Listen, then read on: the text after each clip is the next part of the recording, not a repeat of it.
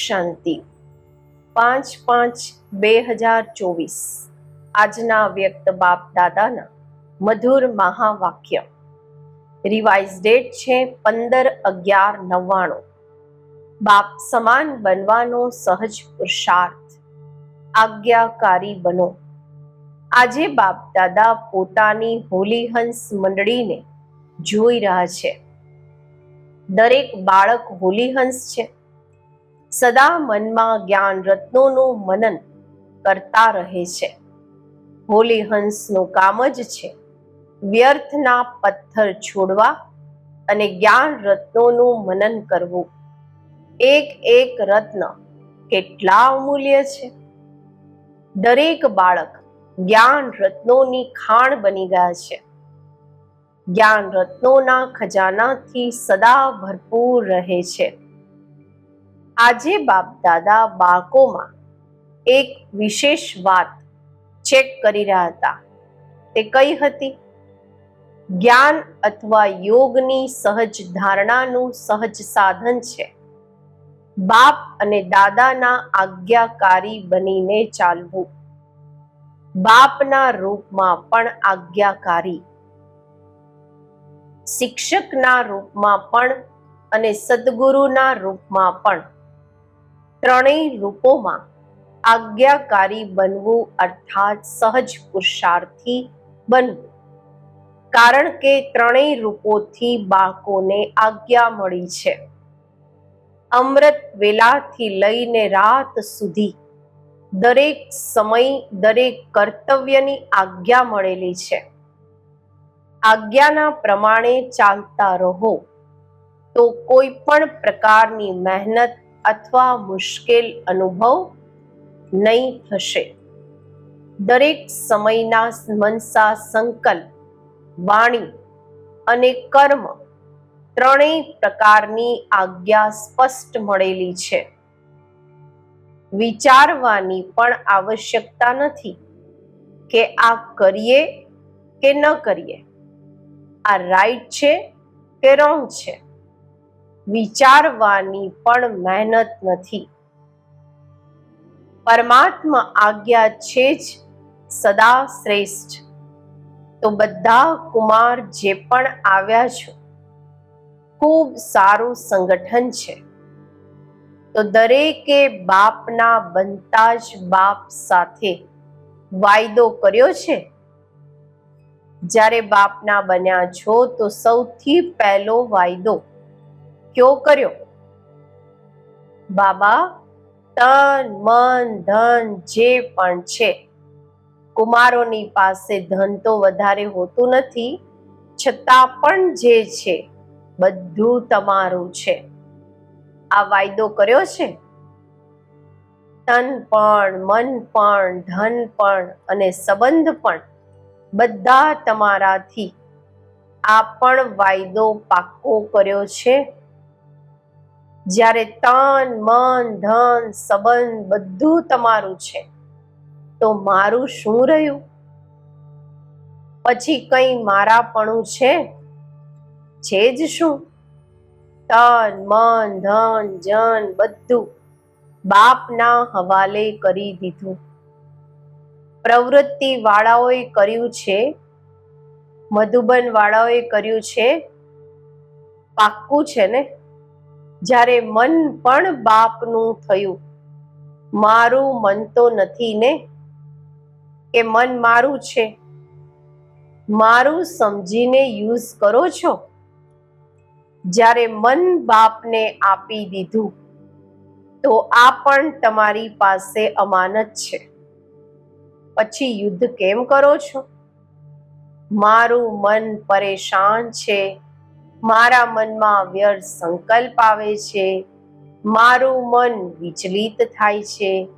જ્યારે મારું છે જ નહીં, અમાનત છે. પછી અમાનતને મારું સમજીને યુઝ કરવું. શું આ અમાનતમાં ખયાનત નથી? માયાના દરવાજા છે, હું અને મારું. તો તન પણ મારું નથી. પછી દેહ અભિમાનનું હું ક્યાંથી આવ્યું? મન પણ મારું નથી તો મારું મારું ક્યાંથી આવ્યું? તારું છે કે મારું છે? બાપનું છે કે ફક્ત કહેવાનું છે, કરવાનું નથી? કહેવાનું બાપનું અને માનવાનું મારું.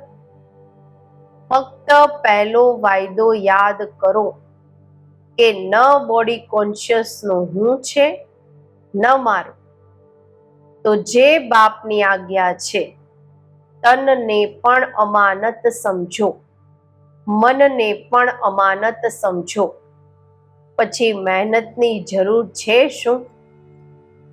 કોઈ પણ કમજોરી આવે છે તો આ બે શબ્દોથી આવે છે, હું અને મારું. તો ન મારું તન છે, ન બોડી કોન્શિયસનું છે હું. મનમાં જે પણ સંકલ્પ ચાલે છે, જો આજ્ઞાકારી છો તો બાપની આજ્ઞા શું છે?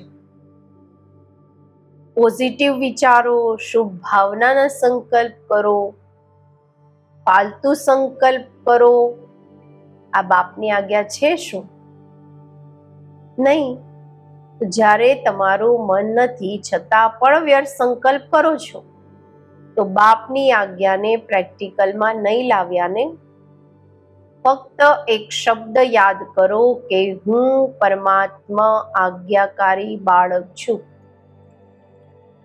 બાપની આજ્ઞા છે કે નહીં તે વિચારો. જે આજ્ઞાકારી બાળકો હોય છે તે સદા બાપને સ્વત જ યાદ હોય છે, સ્વત પ્યારા હોય છે, સ્વત જ બાપના સમીપ હોય છે. તો ચેક કરો, હું બાપની સમીપ, બાપનો આજ્ઞાકારી છું. એક શબ્દ તો અમૃત વેલા યાદ કરી શકો છો, હું કોણ? આજ્ઞાકારી છું કે ક્યારેક આજ્ઞાકારી અને ક્યારેક આજ્ઞાથી કિનારો કરવા વાળો?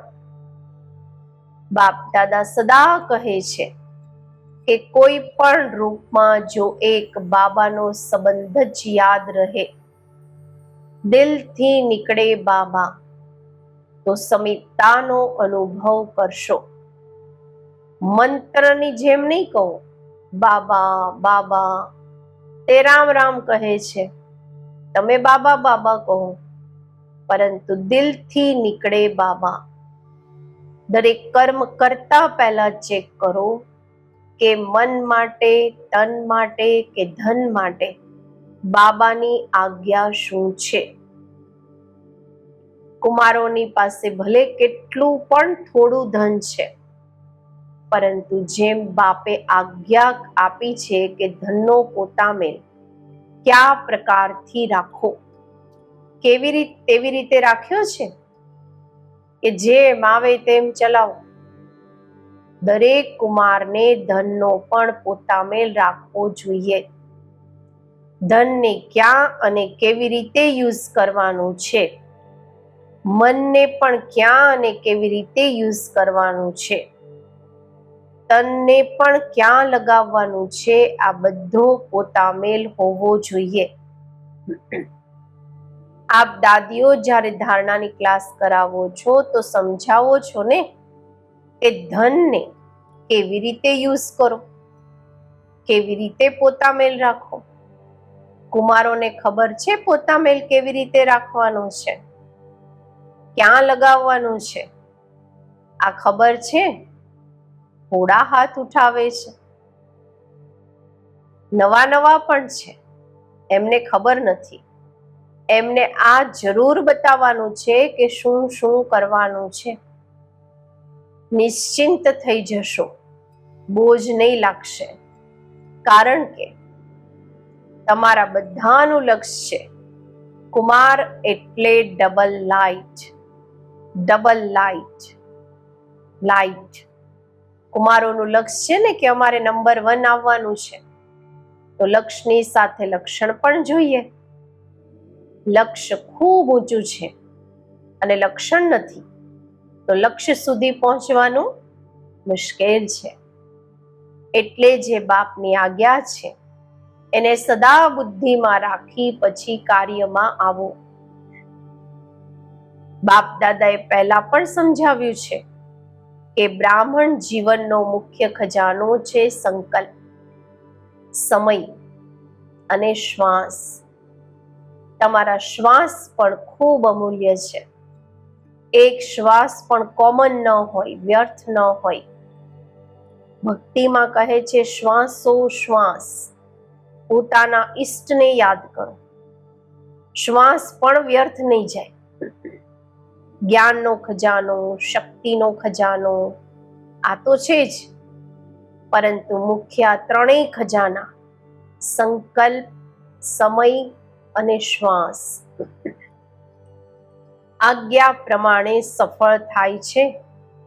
વ્યર્થ તો નથી જતા, કારણ કે વ્યર્થ જવાથી જમા નથી થતું, અને જમાનું ખાતું આ સંગમ પર જમા કરવાનું છે.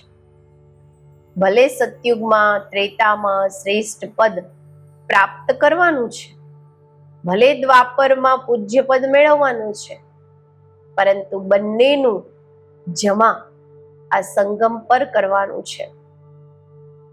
આ હિસાબથી વિચારો કે સંગમ સમયના જીવનના નાના જન્મના સંકલ્પ, સમય, શ્વાસ કેટલા અમૂલ્ય છે.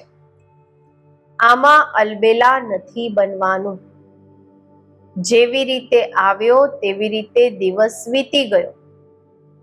દિવસ નહીં, પરંતુ એક દિવસમાં ખૂબ ખૂબ ગુમાવ્યું. જ્યારે પણ કોઈ ફાલતુ સંકલ્પ, ફાલતુ સમય જાય છે તો એવું નહીં સમજો ચાલો 5 મિનિટ ગઈ, બચાવો. સમય અનુસાર જુઓ, પ્રકૃતિ પોતાના કાર્યમાં કેટલી તીવ્ર છે. કઈ ન કઈ ખેલ દેખાડતી રહે છે, ક્યાંક ન ક્યાંક ખેલ દેખાડતી રહે છે. પરંતુ પ્રકૃતિ, પતિ, બ્રાહ્મણ, બાળકોનો ખેલ એક જ હોય છે, ઉડતી કળાનો. તો પ્રકૃતિ તો ખેલ દેખાડે, પરંતુ બ્રાહ્મણ પોતાની ઉડતી કળાનો ખેલ દેખાડી રહ્યા છો.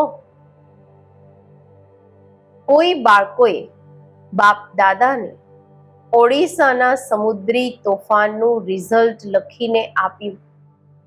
આ થયું, આ થયું, તો આ પ્રકૃતિનો ખેલ તો જોઈ લીધો.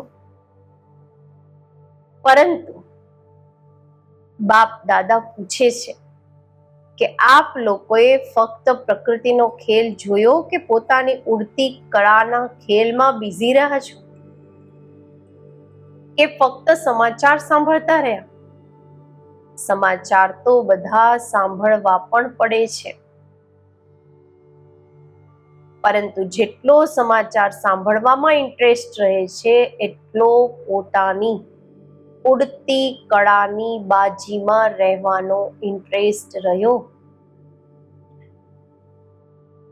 ઘણા બાળકો ગુપ્ત યોગી પણ છે. એવા ગુપ્ત યોગી બાળકોને બાપ દાદાની મદદ પણ ખૂબ મળે છે, અને એવા બાળકોએ સ્વયં પણ અચળ સાક્ષી રહી અને વાયુમંડળમાં પણ સમય પર સહયોગ આપ્યો. જેવી રીતે સ્થૂળ સહયોગ આપવામાં ભલે ગવર્મેન્ટ, ભલે આસપાસના લોકો સહયોગ આપવા માટે તૈયાર થઈ જાય છે, એવી રીતે બ્રાહ્મણ આત્માઓએ પણ પોતાના સહયોગ, શક્તિ, શાંતિ આપવાનું, સુખ આપવાનું જે ઈશ્વરીય શ્રેષ્ઠ કાર્ય છે તે કર્યું. જેવી રીતે ગવર્મેન્ટે આ કર્યું, ફલાણા દેશે આ કર્યું, તરત જ એનાઉન્સમેન્ટ કરવા લાગી જાય છે. તો બાપ દાદા પૂછે છે, આ બ્રાહ્મણોએ પણ પોતાનું આ કાર્ય કર્યું. તમારે પણ એલર્ટ હોવું જોઈએ. સ્થૂળ સહયોગ આપવો આ પણ આવશ્યકતા હોય છે. આમાં બાપ દાદા મનાઈ નથી કરતા, પરંતુ જે બ્રાહ્મણ આત્માઓનું વિશેષ કાર્ય છે, જે બીજા કોઈ સહયોગ નથી આપી શકતા, એવો સહયોગ એલર્ટ થઈને તમે દીધો. આપવાનો છે ને, કે ફક્ત એમને વસ્ત્ર જોઈએ, અનાજ જોઈએ? પરંતુ પહેલા તો મનમાં શાંતિ જોઈએ, સામનો કરવાની શક્તિ જોઈએ. તો સ્થૂળની સાથે સૂક્ષ્મ સહયોગ બ્રાહ્મણો જ આપી શકે છે, બીજા કોઈ નથી આપી શકતા. તો આ કંઈ પણ નથી, આ તો રિહર્સલ છે. રિયલ તો આવવાનું છે, એની અસર તમને પણ બાપ કે સમય કરાવી રહ્યા છે.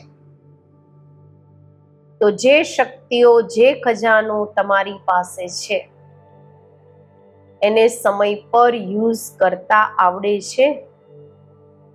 કુમાર શું કરશે? શક્તિઓ જમા છે, શાંતિ જમા છે, યુઝ કરતા આવડે છે? હાથ તો ખૂબ સારો ઉઠાવો છો. હવે પ્રેક્ટિકલમાં દેખાડો. સાક્ષી થઈને જોવાનું પણ છે, એ સાંભળવાનું પણ છે, અને સહયોગ આપવાનો પણ છે. છેવટે રિયલ જ્યારે પાર્ટ ભજવશે, એમાં સાક્ષી અને નિર્ભય થઈને જુઓ. જુઓ પણ અને પાર્ટ પણ ભજવો. કયો પાર્ટ? દાતાના બાળકો, દાતા બની જે આત્માઓને સહયોગ જોઈએ તે આપતા રહો. તો માસ્ટર દાતા છો ને, સ્ટોક જમા કરો. જેટલો સ્ટોક તમારી પાસે હશે, એટલા દાતા બની શકશો. અંત સુધી પોતાના માટે જમા કરતા રહેશો તો દાતા નહીં બની શકો. અનેક જન્મ જે શ્રેષ્ઠ પદ મેળવવાનું છે, તે પ્રાપ્ત નહીં કરી શકો. એટલે એક વાત તો પોતાની પાસે સ્ટોક જમા કરો. શુભ ભાવના, શ્રેષ્ઠ કામનાનો ભંડાર સદા ભરપૂર હોય. બીજું, જે વિશેષ શક્તિઓ છે, તે શક્તિઓ જે સમયે જેમણે જે જોઈએ તે આપી શકો. હમણાં સમય અનુસાર ફક્ત પોતાના પુરુષાર્થમાં સંકલ્પ અને સમય આપો. સાથે સાથે દાતા બની વિશ્વને પણ સહયોગ આપો. પોતાનો પુરુષાર્થ તો સંભળાવ્યો, અમૃત વેલાથી જ આ વિચારો કે હું આજ્ઞાકારી બાળક છું. દરેક કર્મ માટે આજ્ઞા મળેલી છે. ઉઠવાની, સૂવાની, ખાવાની, કર્મયોગી બનવાની, દરેક કર્મની આજ્ઞા મળેલી છે. આજ્ઞાકારી બનવું, આજ બાપ સમાન બનવું છે. બસ શ્રીમત પર ચાલવું, ન મનમત ન પરમત, એડિશન ન હોય. ક્યારેક મનમત પર, ક્યારેક પરમત પર ચાલશો તો મહેનત કરવી પડશે, સહજ નહીં હશે. કારણ કે મનમત પરમત ઉડવા નહીં દેશે. મનમત પરમત બોજ વાળી છે અને બોજ ઉડવા નહીં દેશે. શ્રીમત ડબલ લાઇટ બનાવે છે. શ્રીમત પર ચાલવું અર્થાત સહજ બાપ સમાન બનવું. શ્રીમત પર ચાલવા વાળાને કોઈ પણ પરિસ્થિતિ નીચે નથી લાવી શકતી. તો શ્રીમત પર ચાલતા આવડે છે? સારું. તો કુમાર, હવે શું કરશો? નિમંત્રણ મળ્યું, સ્પેશિયલ ખાતરી થઈ, જો લાડલા થઈ ગયા છો, તો હવે આગળ શું કરશો? રેસ્પોન્સ આપશો કે ત્યાં ગયા તો ત્યાં ના, અહીં આવ્યા તો અહીં ના? એવું તો નથી ને? અહીં તો ખૂબ મજામાં છો, માયાના વારથી બચેલા છો. એવા કોઈ છે જેમને અહીં મધુબનમાં પણ માયા આવી હોય? એવા કોઈ છે જેમને મધુબનમાં પણ મહેનત કરવી પડે છે? સેફ છો, સારું છે. બાપ દાદા પણ ખુશ થાય છે. સમય આવશે જ્યારે યુથ ગ્રુપ પર ગવર્મેન્ટનું પણ અટેન્શન જશે, પરંતુ ત્યારે જશે જ્યારે આપ વિઘ્ન વિનાશક બની જાઓ. વિઘ્ન વિનાશક કોનું નામ છે? તમારા લોકોનું છે ને. વિઘ્નોની હિંમત ન થાય જે કોઈ કુમારનો સામનો કરે ત્યારે કહીશું વિઘ્ન વિનાશક. વિઘ્નની હાર ભલે થાય પરંતુ વાર નહીં કરે. વિઘ્ન વિનાશક બનવાની હિંમત છે કે ત્યાં જઈને પત્ર લખશો દાદી, ખૂબ સારું હતું પરંતુ ખબર નહીં શું થઈ ગયું, એવું તો નહીં લખશો. આજ ખુશખબરી લખો. ઓકે, વેરી ગુડ, વિઘ્ન વિનાશક છું, બસ એક શબ્દ લખો. વધારે લાંબો પત્ર નહીં. ઓકે, અચ્છા. મધુબનની પણ વિશેષતા બાપ દાદાની પાસે પહોંચી ગઈ છે. મધુબન વાળાઓએ પોતાનો ચાર્ટ મોકલ્યો છે. બાપ દાદાની પાસે પહોંચ્યા છે. બાપ દાદા બધા બાળકોને આજ્ઞા માનવા વાળા આજ્ઞાકારી બાળકોની નજરથી જુએ છે. વિશેષ કાર્ય મળ્યું અને એવર રેડી બની કર્યું છે. આની વિશેષ મુબારક આપી રહ્યા છે. સારું, દરેકે પોતાનું સ્પષ્ટ લખ્યું છે. દાદીને બાબા કહે છે આ પણ રિઝલ્ટ જોઈને ક્લાસ કરાવજો. પોતાની અવસ્થાનો ચાર્ટ સારો લખ્યો છે. બાપ દાદા તો મુબારક આપી જ રહ્યા છે. સાચી દિલ પર સાચા સાહેબ રાજી થાય છે. અચ્છા, ચારે તરફના બાપ દાદાના આજ્ઞાકારી બાળકોને, સદા વિઘ્ન વિનાશક બાળકોને, સદા શ્રીમત પર સહજ ચાલવા વાળા, મહેનતથી મુક્ત